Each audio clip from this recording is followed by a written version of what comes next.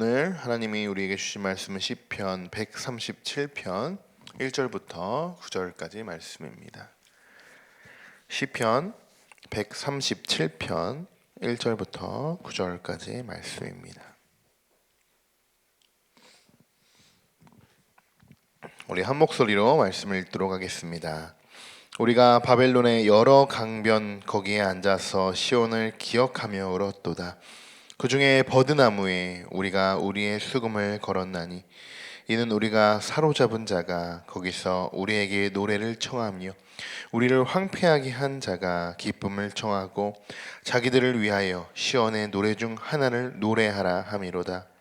우리가 이방 땅에서 어찌 여호와를 노래를 부를까? 예루살렘아, 내가 너를 잊을진대 내 오른손이 그의 제주를 잊을지로다.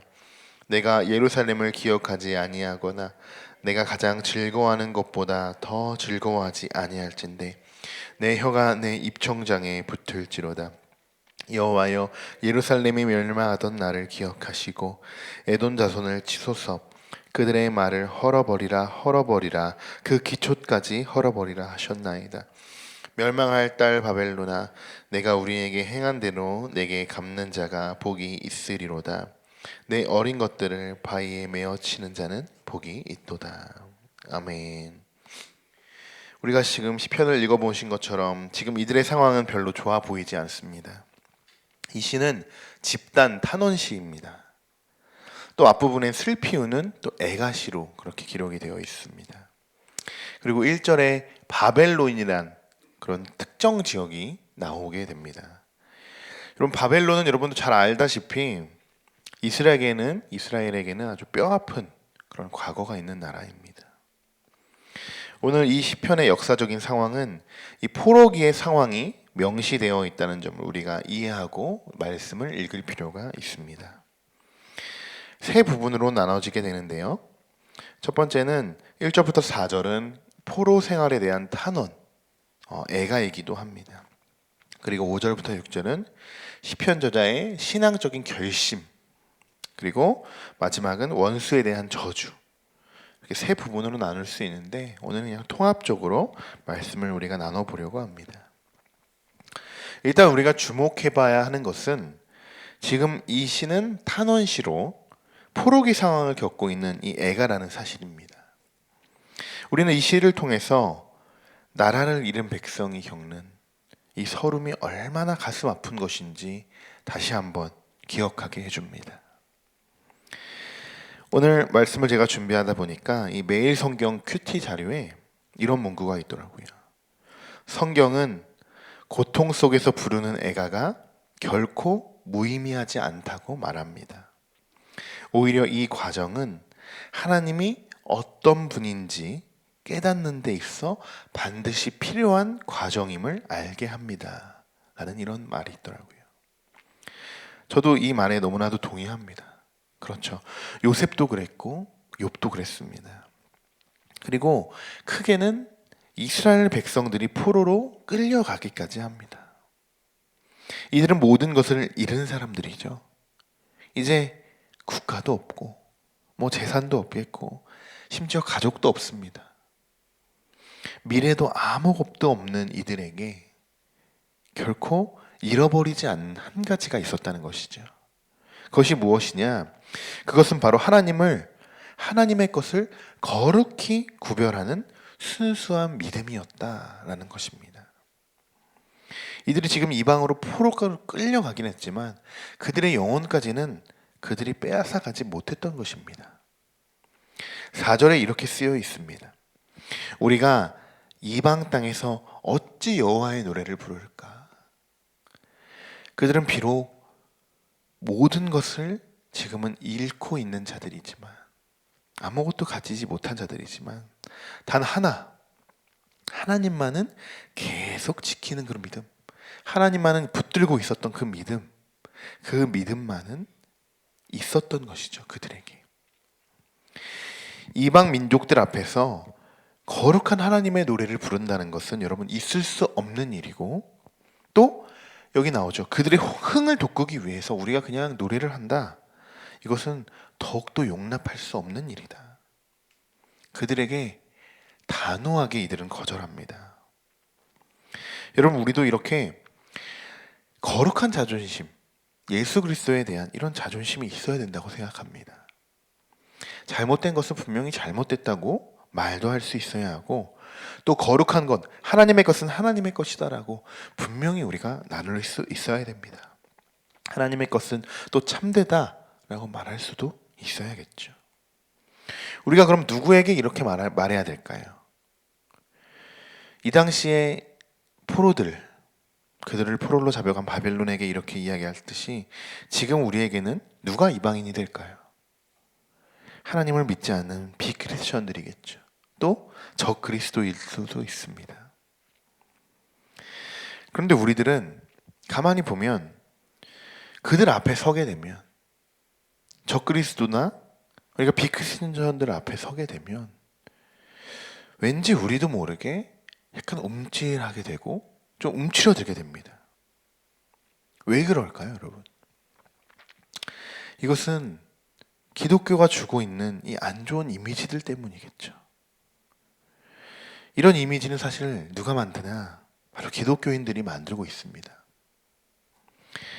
만약 세상 사람들이 정말 신실하고 믿음 있는 기독교인들을 만약에 경험했었다면, 우리 이전 80년대나 90년대 우리 한창 한국의 기독교가 뜨거웠을 때는 교회에 간다라고 했을 때 모든 사람들이 환영하고, 어떻게 보면 하나의 파티처럼, 뭐 성탄절이나 부활절에는 모든 사람들, 모든 마을의 사람들이 교회로 모이기 시작했었습니다.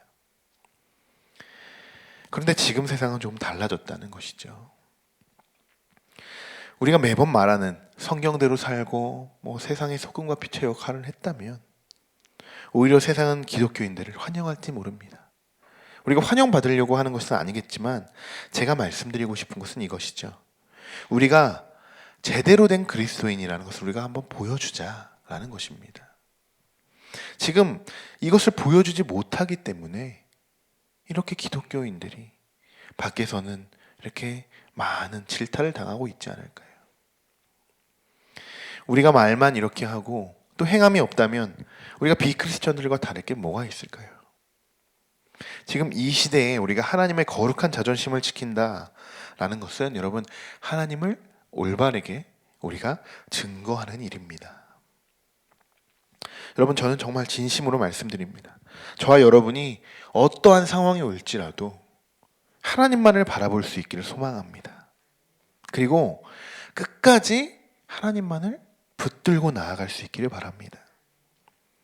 우리가 만약에 아무것도 가진 게 없게 된다 해도, 심지어 길거리에 나앉게 되는 상황이 된다 해도 여러분, 하나님께 감사할 수 있는 우리가 되기를 소망하고 또 결단합니다. 오늘 5절과 6절에서도 이스라엘 백성들은 우리와 동일하게 하나님 앞에서 결단하고 다짐합니다. 우리 5절과 6절의 말씀을 한번 같이 다시 읽어보겠습니다. 예루살렘아, 내가 너를 잊을진대 내 오른손이 그의 재주를 잊을지로다. 내가 예루살렘을 기억하지 아니하거나 내가 가장 즐거워하는 것보다 더 즐거워하지 아니할진대 내 혀가 내 입천장에 붙을지로다. 아멘. 이 말씀은 예루살렘을 내가 잊을 것이다 라는 이런 말씀이 아닙니다. 예루살렘을 잊어버리느니 차라리 오른손과 혀를 못 쓰게 되는 것이 더 낫다, 이런 말씀이죠. 여러분, 지금 우리가 생각하는 가장 중요한 가치는 어느 초점에 우리가 맞춰져 있을까요? 오늘 시편 기자는 예루살렘을 잊어버리는 것보다 자기를 희생하는 것이 낫다, 이렇게 이야기합니다. 이렇게 표현합니다.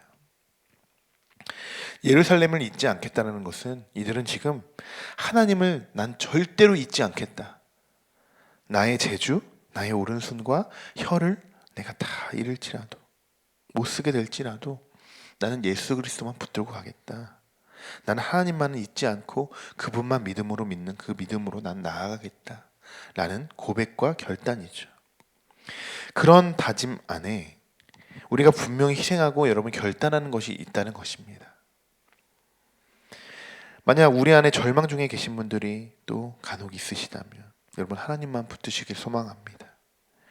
결단하기는 결코 쉽지 않고 무언가를 내려놓는다는 것, 그것은 결코 더더욱 쉽지 않습니다.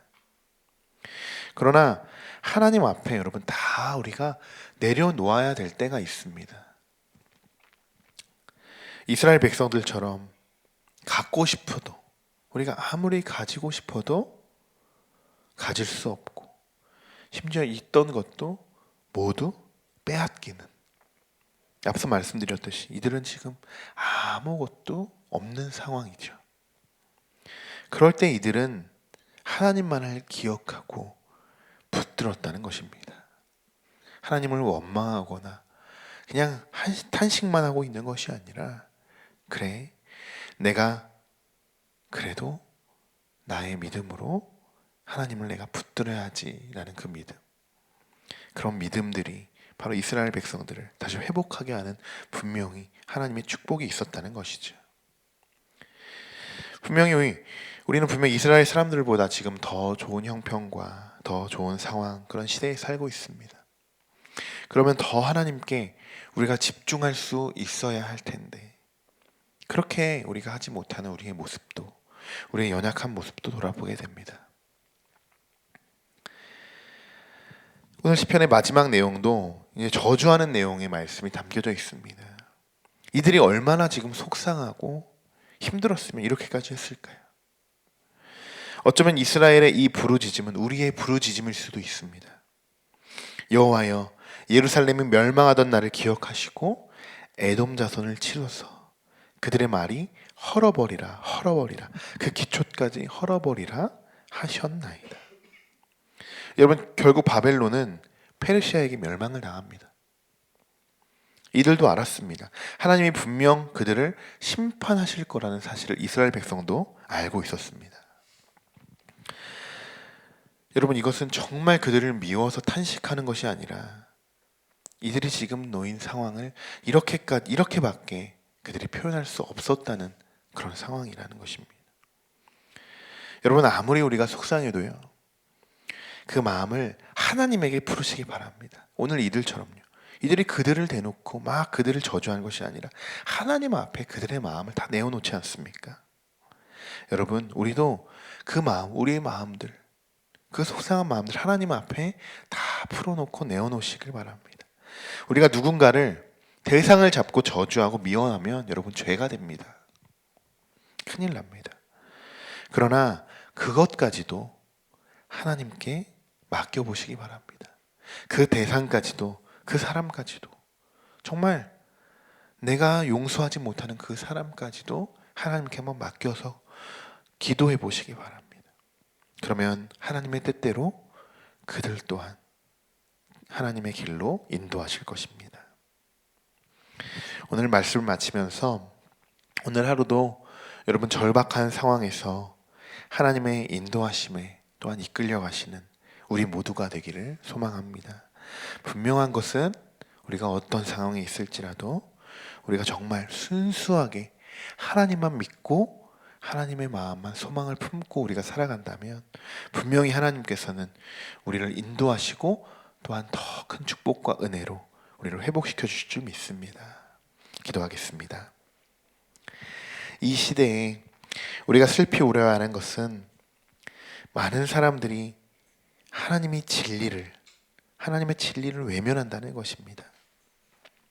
더 슬픈 것은 기독교인들조차 세상에서 하나님을 증거하지 못한다는 것입니다.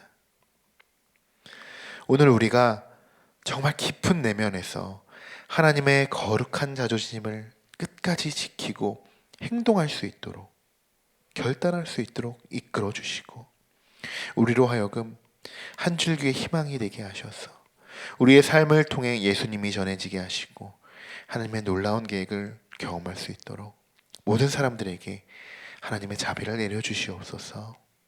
모든 것을 하나님이 주관하시고 이끄신다는 것을 이 시간 확신합니다. 모든 것을 하나님께 맡겨드리며 우리 주 예수 그리스도의 이름으로 기도드립니다.